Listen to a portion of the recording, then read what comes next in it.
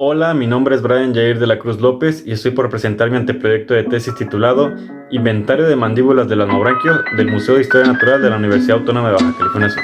Comencemos.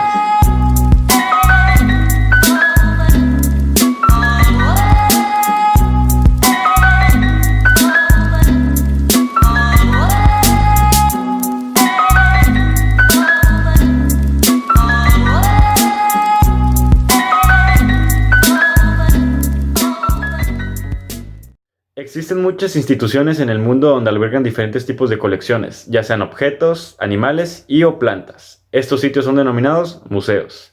Existen diferentes tipos de museos. Entre ellos están los museos de arte, natural, zoológico, botánico, paleontológico, entre muchos otros. Un museo de historia natural se define como un sitio el cual se encarga de preservar colecciones ya sea de flora y o fauna. Esto como función fundamental de tener un registro sistemático y de preservar materiales de la biodiversidad de nuestro planeta.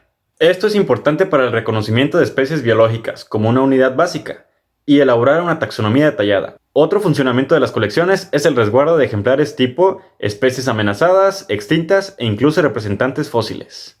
Tomemos por ejemplo esta mandíbula de megalodón. Los megalodones están dentro del grupo de los tiburones. Este junto con los batoideos y las quimeras conforman una clase denominada condrictios, refiriéndose a organismos que presentan un esqueleto conformado por cartílago.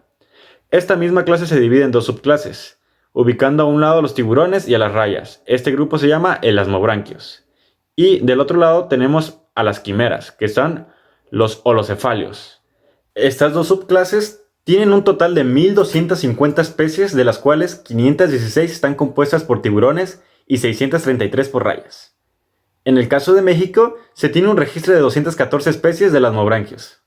Basándonos más en nuestro grupo de interés, la distribución de estas especies de lasmobranquios varía, pero está presente en toda la costa de la República Mexicana, que son aproximadamente 11.000 kilómetros y un mar territorial de 231.813 kilómetros, abarcando el litoral del todo el Pacífico mexicano, el Golfo de California, el Golfo de México y el Caribe mexicano. Aunque estudios realizados por Castillo en el 2008 nos dice que la mayor concentración de estos organismos se realiza en el Golfo de California, el Golfo de Tehuantepec y la Sonda de Campeche. Esto basándose en análisis de pesca de estos peces cartilaginosos. Existen diversas técnicas y estructuras anatómicas que permiten estudiar a los elasmobranquios. Algunas de estas son las estructuras mandibulares y las dentales, por lo cual tienen una función taxonómica muy importante, ya que gracias a estas características se han clasificado e identificado diferentes especies. Ubicándonos un poco más en la mandíbula, esta se encuentra en la parte inferior del cráneo. Este a su vez se va a dividir en tres estructuras cartilaginosas: el palato cuadrado, que es la parte superior, el meque, que es la parte inferior, y finalmente el arco hioideo, que va a ser la unión de la mandíbula al neurocráneo. Estas estructuras cartilaginosas sufren una calcificación prismática llamada TSRE. El número de dientes de la mandíbula del ejemplar va a ser representada por una fórmula dental. Esta va a variar dependiendo de la especie. Con fines de contribuir en el conocimiento y estudio de lasmobranquios en México, el presente trabajo enmarca la elaboración de una colección de mandíbulas de lasmobranquios preservadas en el Museo de Historia Natural de la UAPS. Esto junto con las demás colecciones preservadas en el sitio. Se sabe que las colecciones de restos de organismos han sido elaboradas en todo el mundo. Se han resguardado y mantenido un registro de estas. En México existe una gran cantidad de colecciones de animales y plantas. Específicamente en el estado de Baja California Sur, en las instalaciones de Sicimar se tiene una colección ictiológica. Esta tiene como uno de sus objetivos conocer las especies de peces presentes en la costa occidental y Golfo de California. En esta colección, según De la Cruz y colaboradores en 1998, estaba compuesta por 41.225 ejemplares, los cuales se tenían registro de solamente 4.515, representadas por 127 familias, 308 géneros y 501 especies. Otra colección se encuentra en el Museo de Historia Natural de la UAPS, de la cual estoy haciendo este estudio.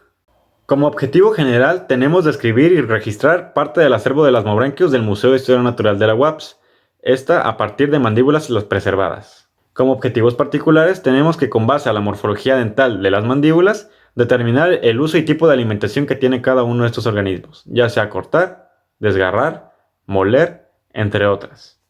Nuestra área de estudio va a ser de donde se obtuvieron las mandíbulas preservadas en el museo. estas distribuidas en todo el Golfo de California y parte del Pacífico. El siguiente paso es la recopilación de los datos. Para la elaboración de este inventario es necesario saber la información disponible en las etiquetas que posee cada una de las mandíbulas de tiburones y rayas preservadas en el museo. En estas encontraremos información como longitud total del organismo, longitud furcal, longitud patrón, longitud de la altura y su longitud cefálica, estas representadas en metros. También, otro de los datos que podemos encontrar es el sexo del organismo, su peso en kilogramos, el lugar de colecta, el colector y la fecha de colecta. Estos datos son registrados en una tabla del programa Excel. El siguiente paso es la búsqueda bibliográfica. Aquí se va a hacer una búsqueda de la sistemática cladística de las muestras basándose en libros como Shark of the World de Compaño y colaboradores del 2005, o el más actualizado por la estafeta de Compaño, que es Ebert y colaboradores en el año 2013. Otro libro a consultar es Race of the World, descrito por Last y colaboradores en el año del 2016. Aquí se va a hacer una búsqueda bibliográfica de las series o fórmulas dentales de cada especie de tiburones y rayas presentes en dicho museo, así como su estructura morfológica presentes en la muestra. De igual manera, se va a consultar la función alimenticia de esta basándose en Mesozoic and Cenozoic Elasmobranchi, de Capeta del 2012. Finalmente, se va a revisar la heterodoncia de las mandíbulas para ver si esta es monognática o dignática, y así revisar si hay una diferencia dental entre los ejemplares hembras y machos, así como revisar su ontogenia. Finalmente, se va a calificar la preservación de la mandíbula. Esta puede ser óptima o no óptima. La sección de fotografía fue modificada debido a la pandemia del COVID-19 que estamos viviendo. Antes se iba a tomar una fotografía de forma manual.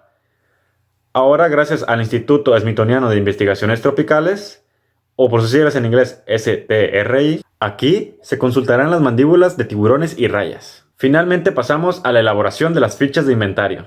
Para la elaboración de estas fichas se creó un formato propio en el que se pudiera redactar de forma visualmente clara la recopilación de todos estos datos disponibles en cada mandíbula. Aquí se incluye la clave del catálogo, la sistemática de la especie, información sobre la mandíbula como el alto y ancho y su respectiva fórmula dental con su heterodoncia. De igual forma, se registraron datos del organismo completo como su longitud, sexo y peso del organismo y finalmente la información de colecta. Posteriormente, se espera agregar cada una de estas fichas a su respectiva mandíbula. Basándonos en la metodología anterior, obtuvimos los siguientes resultados preliminares. La mayoría de las mandíbulas preservadas se encuentran agrupadas por especies dentro del museo.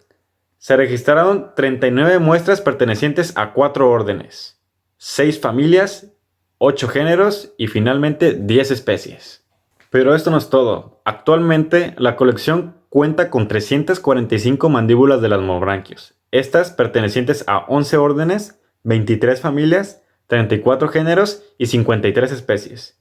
Es decir, se ha registrado solamente el 11.3% de las disponibles en el museo, de las cuales se elaboró su respectiva etiqueta y descripción. Cabe destacar que la mayor cantidad de mandíbulas pertenecieron a 3 especies, contando con 7 mandíbulas cada una de ellas.